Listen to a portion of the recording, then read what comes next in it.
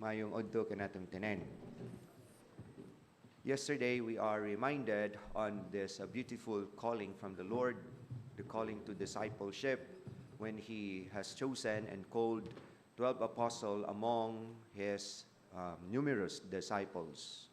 And these 12 apostles were entrusted to continue the saving mission, to continue to proclaim the good news, and to baptize the whole nations.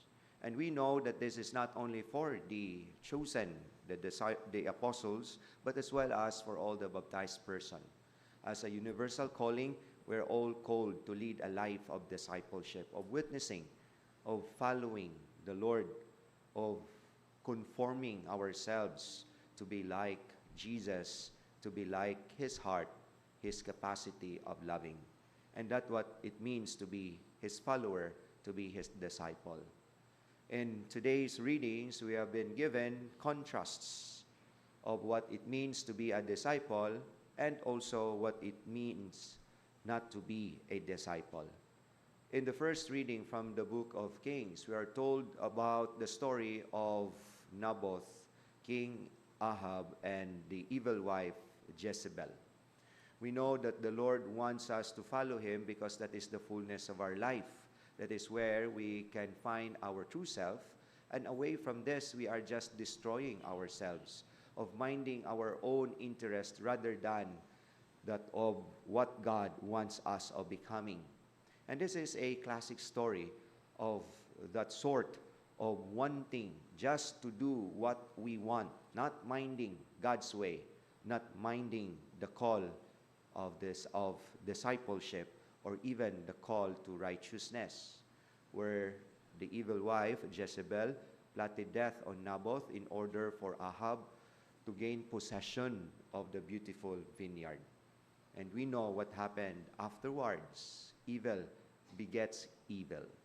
And in the gospel, we are told about what it means to be a disciple, when the very standard of morality is just to make even to those people who have hurt you or have given goodness to you. An eye for an eye, a tooth for a tooth.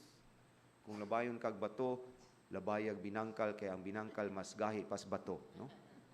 Kung gilibak ka sa Facebook, moingon sa mo gamit kog trumpa akong ipadayag sa tibok kalibutan kung unsa pug ka. No? Make even. Because you hurt me, then I have the right also to hurt you back. But what the Lord is trying to teach us, something that is contrary to the human dictates, something that is far beyond our human tendency, is to fight evil with good, to conquer evil, not with other evil, or else the further evil will flourish, but conquering evil with good, conquering evil with love. When the Lord said, when someone strikes you on your right cheek, turn the other one to him as well. No? We should not take this literally. Kay kung pirmahan mo, sagpaon mo sa obispo sa one ninyo nga aping, moingon niya mo sa obispo, pun-e pa, no? Kay di pa kanang kumplito. But what the Lord is teaching us here is the way of loving. Because the way of loving doesn't mean any harm to the beloved, but only goodness to the beloved. Even if it's difficult, even if it takes pain, but above all, it's all about the goodness of the beloved. And that is the way to discipleship. That is the way of love. That is conquering evil by the ways of loving, not furthering evil by making even, or even hurting others because they hurt us.